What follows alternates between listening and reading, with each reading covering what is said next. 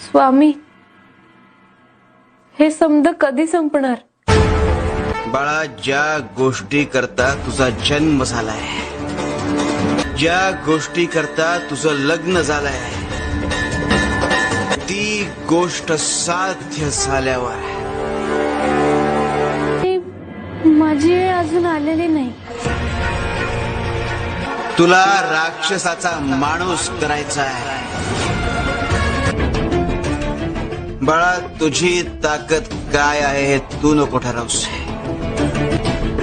ते आम्ही ठरवू. फक्त एक गोष्ट लक्षात ठेव, प्रवास लांबचा आहे,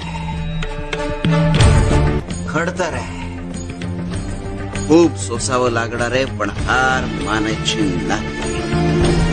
सुधारण्याच्या या प्रवासात